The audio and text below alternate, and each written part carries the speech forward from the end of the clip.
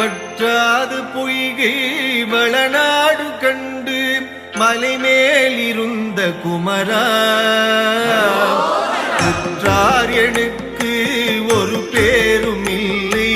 உமையாள்தனுக்கு மகனே தாடை தந்து